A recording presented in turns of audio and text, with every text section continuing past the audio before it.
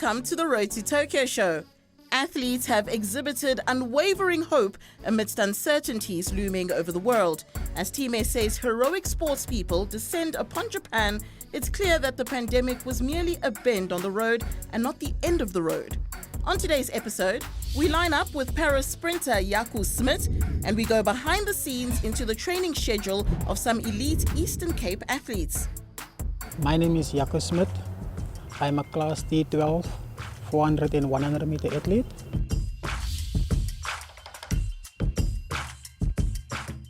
My naam is Felix. Ik is een atleet. Ik is een long jump en javelin.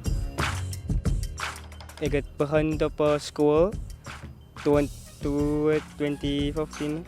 Ik heb soccer gespeeld voor die school en verder aan het diafragma uit te kiezen dat ik beter was om atleet te doen. In disability sport, I started in 2013. 2013 was my first provincial trials on this Sperry track. And then from there I went to the nationals in 2014, which was held in Stellenbosch, Western Cape. Yeah, that's where I won my first medal. In the 800 meters I won a silver medal, and in the 1500 meters I won a gold medal. So that's where everything started for me.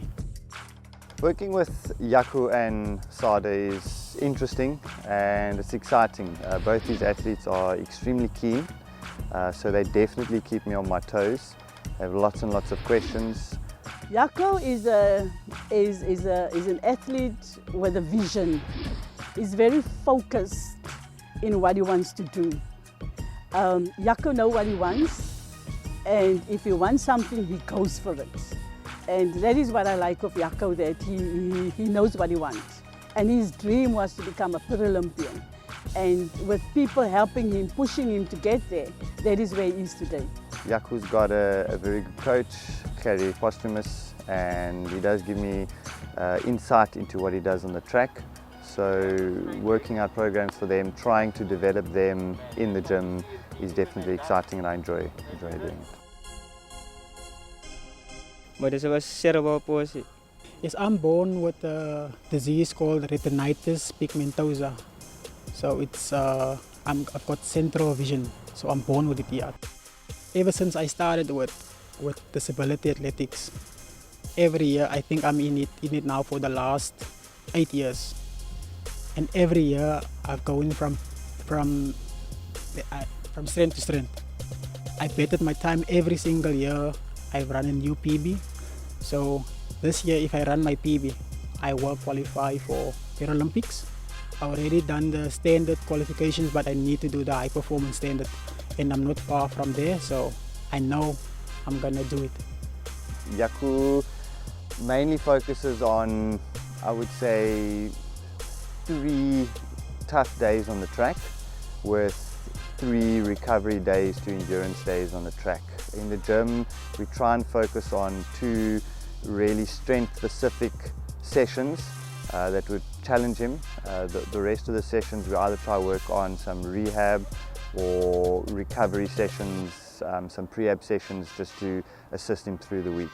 You know, last year the SASCOC was giving us the long list for Tokyo. And we in the Eastern Cape, as persons with disability, we are very proud to say we actually have 3 athletes, which is Jaco Smit, Sadah, Felix, and Ayanda Langa. But Ayanda is out there in King Williamstown. And I'm sure it also affected them, their training program, because they couldn't go to the gym, they couldn't train the way that they want to gym. But I want to believe that the athletes has kept themselves fit in their own way. So it really affected Jaco and Sadah and also the other athletes. You know, with the whole COVID-19 thing, it was difficult. It was difficult, especially to get to the track, because in the beginning people didn't understand what the COVID rules was and regarding athletes, and so there was a little mini fight to get onto the track.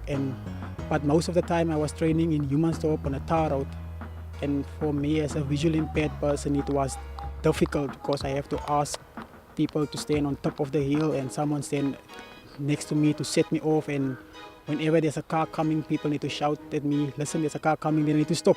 because a car is coming towards me, so I need to start over again. So it was difficult, but those were the kind of things that helped me. Those were the kind of things that pushes me to go from strength to strength, because that is ultimately what I'm made of. That's why most people either like me or don't like me, because I don't back down from a challenge. So personally, that was a challenge for me, and look where I'm standing today on the track.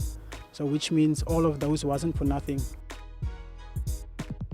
For Jaco as a prospect going forward, and what I would like for Jaco is I'd really like Jaco to qualify for the Paralympics. I think he's put in a heck of a lot of hard work. If someone has come through challenges, someone has put in extensive training, has worked through all these shortfalls, it's been Jaco. Jaco has also proved himself. He's beaten Hilton Langhoven, he's beaten Jonathan Tutu, who are ex-South African athletes who have performed greatly for South Africa in the past. They've really made us proud as Paralympic athletes. Jaco, I would say, is the next up and coming. Although he's not a youngster, he is now the reigning champion in the 400 meter and the 200 meter, and I think for him to have a fair chance at these Olympic Games is definitely deserved for him. If you look at consistency in the time of Corona, look, we're going to get a lot of inconsistent results. I don't know how consistent the other athletes have been, but someone that can work through the difficult times, someone that can push themselves, is Jaco Smit, and I think he's going to be consistent, which is going to give him a great chance at these Paralympic Games. He's run qualifying time, so I really hope for him that he can be selected to go. My motto every day is to be better today than I was yesterday. So, and I like to encourage young people. I like to tell them that nothing is impossible. Your why should always make you cry. Your why should be big enough to make you cry. So if you sit down and ask yourself, why me, and you don't cry, it means that why, that motivation of yours is not big enough. So you need to find that perfectly just motivation to push you into your next level. So you need to be strong and you need to look after yourself. Yeah.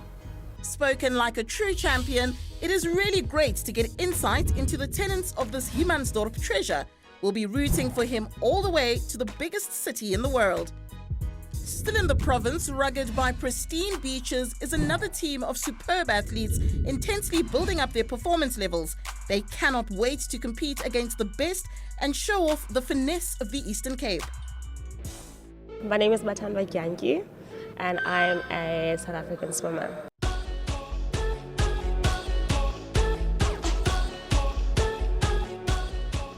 Bathandwa was a very bubbly personality.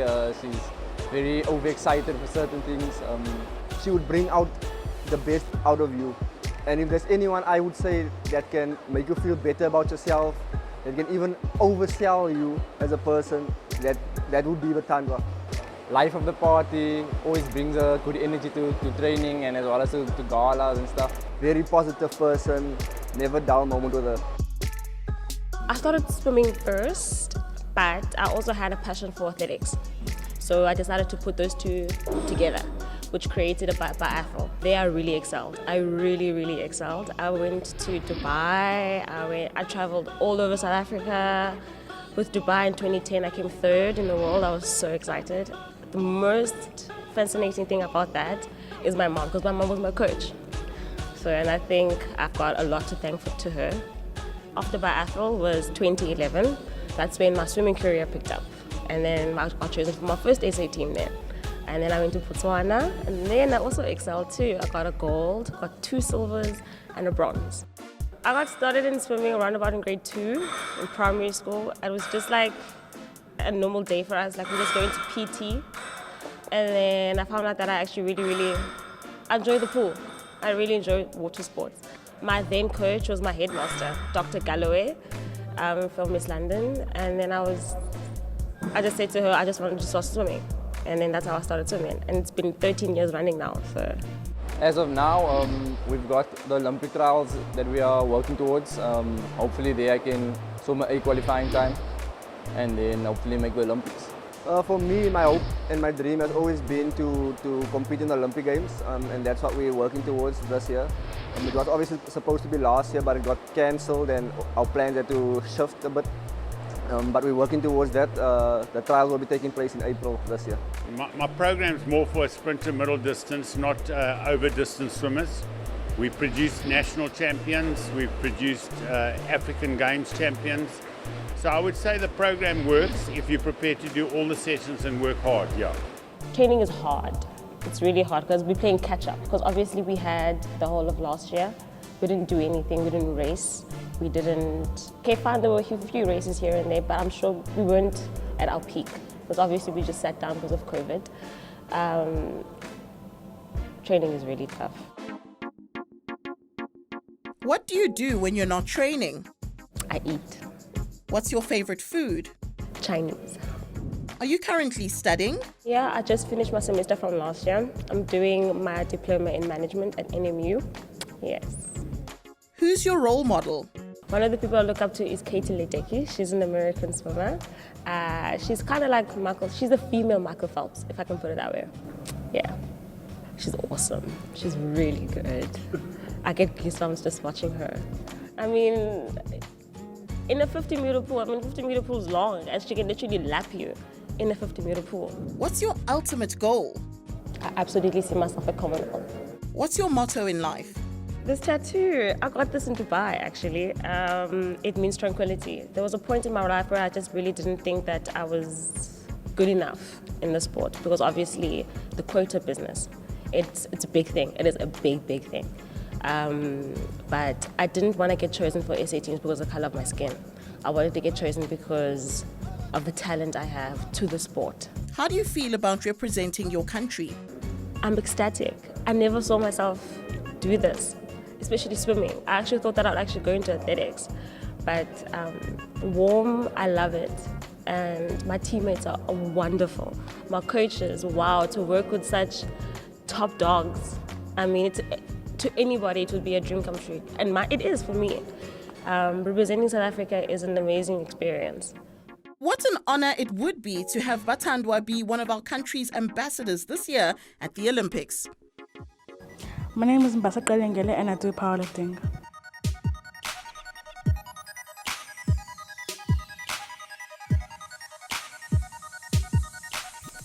A teacher at my school, who's now my coach, introduced me to powerlifting. At first, I started archery. I didn't enjoy it. Then I did tennis. I didn't enjoy it.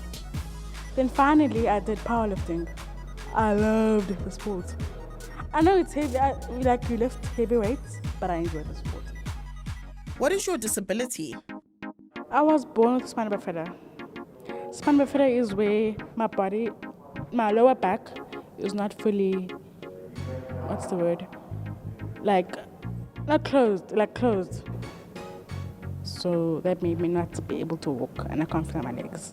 What do you like about powerlifting? I think powerlifting for me, I can't use my lower body.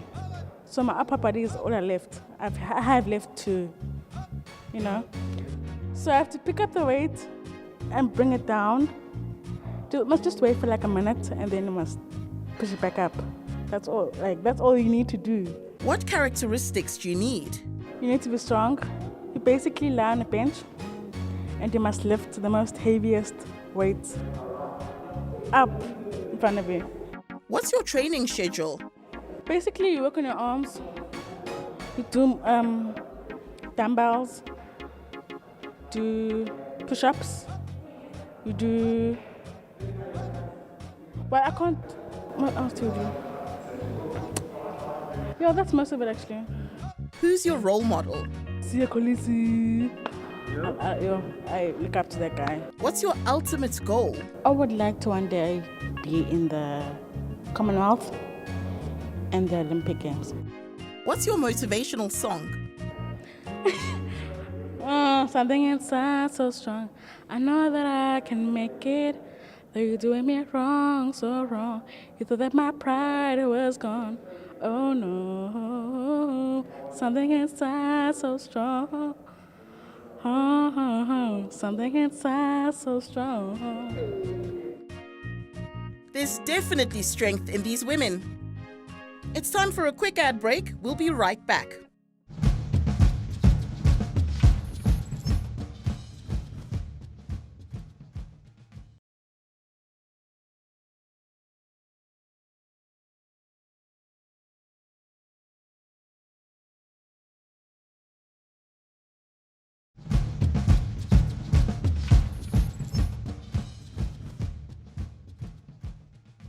Welcome back to the Road to Tokyo show.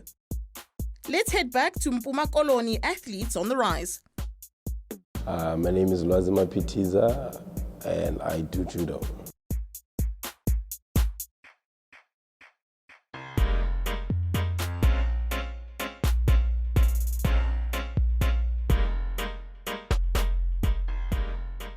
Judo is a very competitive sport. It keeps you on your toes, and I like it because the preparation, the progression, and now it's in my DNA. Like, I don't imagine myself doing any other thing. I've been doing Judo since I was 8. I'm like 22 now, so it's been a long time. What I love about Judo is the principles it teaches you. It's not just a sport, so it molds your character. I always say that you can be fit, you can have all the equipment and everything, but if you don't have the heart for the sport or the heart to step on the mat and do your best, then everything else that you have means nothing. So you must have a good heart and a willing heart to learn and train more. Lwazi and his coach Mtombeni have built a strong bond which surpasses the judo mat. Well, my coach is like a father figure. I normally call him my son. We have a very good relationship. You can tell whatever he does, he just wants the best. He wants to push the best out of you. He's quite a good boy, humble at times, very cocky at times. When he steps on the mat, he's a different person. He pushes you, so you know that when we're on the mat, we're not there to play. When duty calls, then I miss sensei. Jokes aside, relationship aside, we work hard. But outside the mat is there pushing you, wants the better.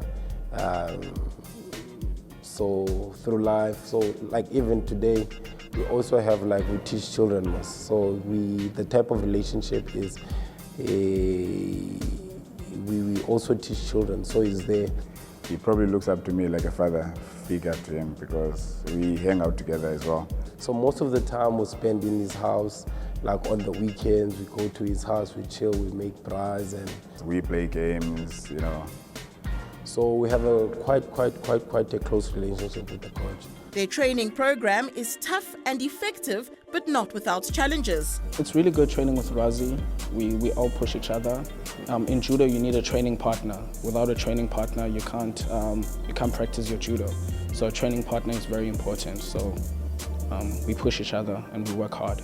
Challenges that we face, first of all, is the training halls or training facilities. Because Judo is an indoor sport. We train on a mat, and the mat needs to be permanently laid in a venue where we train.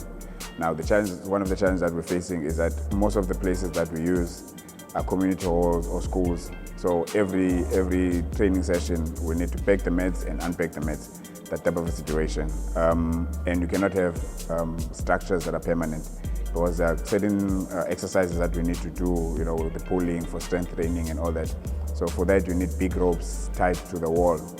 So we don't have those type of facilities. And also the judo gis that the players use, they are quite expensive. They need 2 sets of judo suits, a white judo suit and a blue judo suit. And one of those costs in the region about 3.5 each. So that on its own is also a challenge if a player makes it then to the international stages. So yeah. And what's Mlamli and Lwazi's ultimate career goals? My ultimate goal is to go to the Olympics. That's like the long term, the big goal. But going to African tournament and getting a medal and collecting points, that's like a short term goal. What I wanna achieve first. Firstly, as a player, because there's many aspects of judo. There's a player, referee, and the coaching side.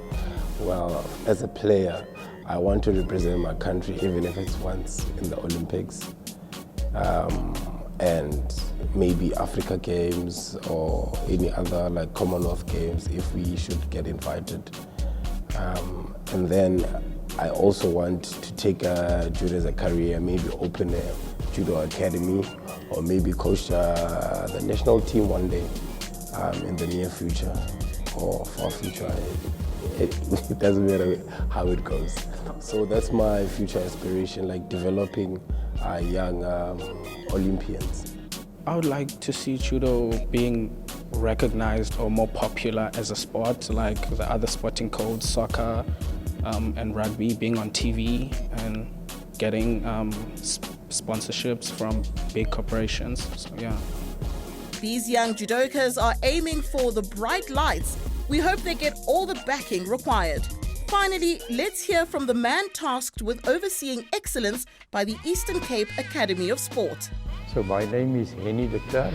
I'm the district coordinator for the Nelson Mandela Metro at the Eastern Cape Academy of Sport. Our main purpose is to work with talented athletes that from the federations. So we try and assist them in various ways. One of the ways is to provide them with sports science and then also opportunities to participate. What do you do with regards to sport? We're working today with athletes like Jaco and Bathandwa, and these athletes have come a long way. They're now at university level, and their chances of participating at a higher level is in balance now. So we as the Academy of Sport, we look forward to assisting them in whichever way we can, whether it's training opportunities, whether it's participation opportunities, whether it's sports science opportunities, to see if we can't get them closer to their opportunity to participate at the highest level. Why are some athletes more celebrated than others?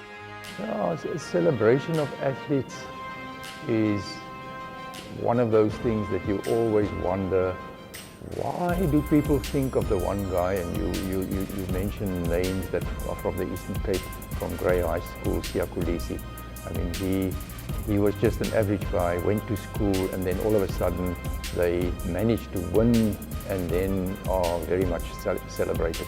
So these are the kinds of guys that, they find success and then their timing is good. But for most people, in the smallest sporting codes, it's very, very difficult. You tend to see people in the disability group where for them to be celebrated is very difficult. They have the same constraints and same difficulties, but celebration of the bigger sports is almost a cultural thing. So the culture of what do people want to see? If we think now about how people see MMA and things like that, there's also changes in things like the bigger sports. They always collect the money, but there's always chances if you're a standout athlete. We've got a number of guys who have, through their achievements, made big strides and are noticed and then get a little bit of sponsorship. On their shoulders might be a task as mountainous as their home region, but we have no qualms about their abilities. Truly the best athletes to complete it victoriously. On that note, we've come to the end of this episode of the Road to Tokyo show. See you next time.